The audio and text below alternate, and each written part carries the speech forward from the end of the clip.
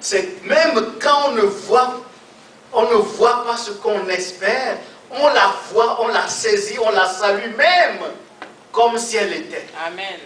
Et Dieu honore toujours la foi. Notre Seigneur, lorsqu'il a promis au peuple d'Israël, en 10 ans, lorsqu'ils étaient à Babylone, il leur a promis, il leur a annoncé qu'il a des projets pour eux. Lorsqu'il demande au prophète Jérémie d'écrire à son peuple en exil à Babylone, le Seigneur dit à son peuple, car je connais les projets que j'ai formés sur vous, dit l'Éternel, projets de paix et non de malheur, afin de vous donner un avenir et de l'espérance. Parce que le peuple cherchait désespérément à sortir de Babylone pour retourner en Israël, en Juda, rebâtir le temple de Jérusalem, retrouver son Dieu, retrouver la joie, retrouver la liberté. Mais Dieu dit au peuple, attendez jusqu'après 70 ans, je vais réaliser mes projets pour vous.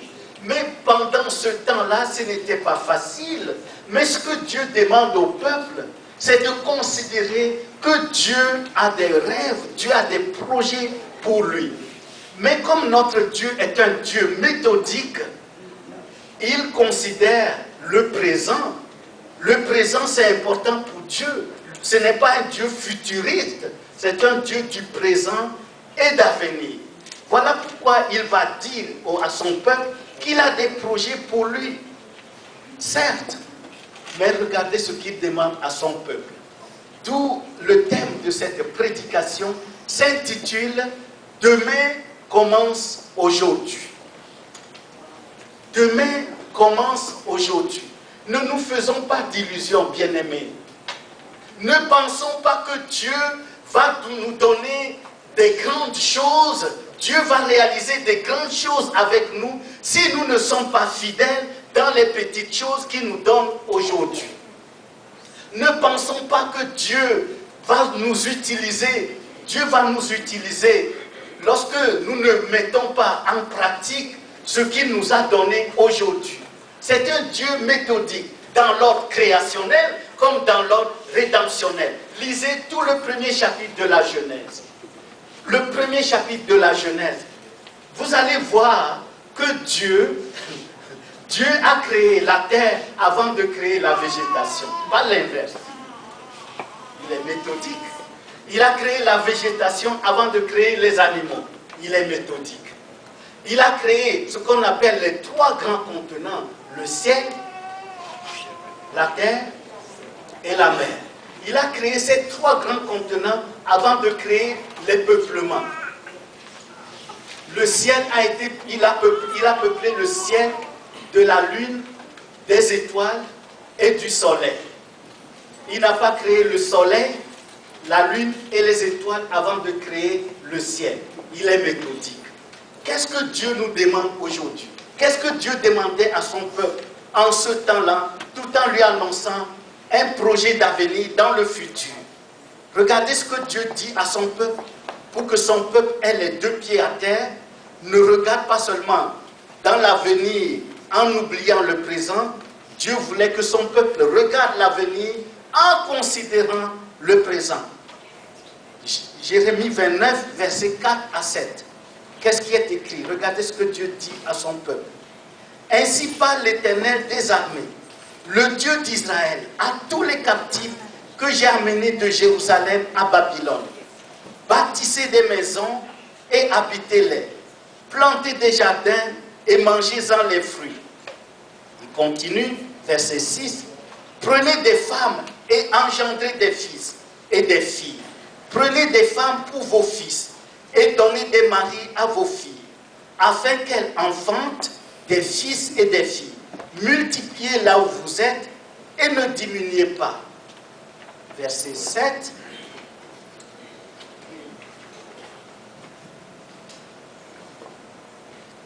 Je n'ai pas le verset 7. En tout cas, le verset 7 dit ceci. Recherchez le bien de la ville que vous habitez. Recherchez le bien de la ville où je vous ai amené en captivité. Priez en sa faveur, car votre bonheur dépend du ciel. Et le mot qui est utilisé en hébreu, c'est shalom. Shalom vient de l'hébreu qui veut dire la paix, le bonheur. Le Seigneur demande à son peuple ne pas seulement considérer les projets qu'il a pour lui, pour l'avenir, mais de considérer le présent. Et dans le présent, Dieu demande à son peuple 4 choses. La première, c'est de bâtir des maisons. Qu'est-ce que Dieu demande? La stabilité. Amen. Les 2 pieds sur terre. Les chrétiens qui sont dans les nuages, déconnectés de la réalité, et pensent qu'ils sont tellement spirituels, ils ne sont pas spirituels, ils sont dans le champ. En bon québécois. Ils sont complètement à côté. Notre Dieu est un Dieu pratique, réaliste, méthodique. Il demande à son peuple, bâtissez des maisons et habitez-les. Pas être tellement dans les nuages, tellement célestes, pour finir, ils sont nulle part. Dieu t'a établi à Sherbrooke. Est-ce que tu penses que c'est le fruit du hasard? Non. Dieu te dit, considère là où il t'a placé. Tu as établi à Bishoptown, installe-toi confortablement. Toutefois, en considérant l'œuvre du Seigneur. Amen. Amen. Tout en regardant dans le futur des projets que Dieu a pour toi, le projet que Dieu a pour ton environnement sociologique, le projet que Dieu a pour ta ville, ton village, considère-les. Mais commence déjà à t'installer, à avoir la stabilité, les 2 pieds sur terre. Considère, rends visite, pourquoi pas, à monsieur le maire. Et tisse des relations avec la population. Ne sois pas dans les nuages en pensant que je suis tellement spirituel, eux ils ne sont pas chrétiens comme moi, alors c'est moi qui suis... Oh, tu es dans le champ, ma belle. Mon beau, tu es dans le champ. Elle est 2 pieds sur terre. Alléluia. Amen. Amen. Amen. Vous connaissez, vous avez déjà entendu parler de Yonggi Cho, le pasteur coréen. Ouais. Ouais. Le pasteur coréen, s'il y a un homme qui est un homme d'esprit, rempli du Saint-Esprit, c'est bien lui. Mais si vous regardez son église, quand il a travaillé, amené l'évangile à son peuple, c'est un homme qui a les 2 pieds sur terre. Il a recherché le bien de son peuple. Les Américains voulaient le garder à la fin de ses études aux États-Unis. Mais il a eu dans son cœur la vision d'aller vers son peuple. Il a commencé à annoncer l'évangile. En même temps, les gens se convertissaient. Le Seigneur renouvelait leur intelligence, puisque la Corée du Sud était un pays du quart-monde, plus pauvre que même certains pays d'Afrique. Mais quand l'intelligence des hommes et des femmes ont été renouvelées par l'évangile du Seigneur, par l'Esprit du Seigneur, qu'est-ce que les gens ont commencé? Ils ont entrepris ce qu'on appelle l'entrepreneuriat. Ils ont commencé à créer des entreprises. Lui-même, il a mis en route des projets pratiques pour que les gens puissent mener une vie digne du Seigneur. Pas seulement considérer ce qui est de l'Esprit. Et l'Esprit Saint considère, n'oublions pas que le Dieu qui nous a sauvés, c'est aussi le Dieu créateur de toutes choses. Dieu n'a pas créé la terre pour lui, il a créé pour nous. C'est un cadeau qu'il nous fait. Alors quand le Seigneur sauvait les âmes en Corée du Sud, ils ont commencé à travailler, à créer des mini-entreprises, des coopératives. Aujourd'hui, la Corée du Sud est une grande puissance économique. Même le président de la Corée du Sud est chrétien.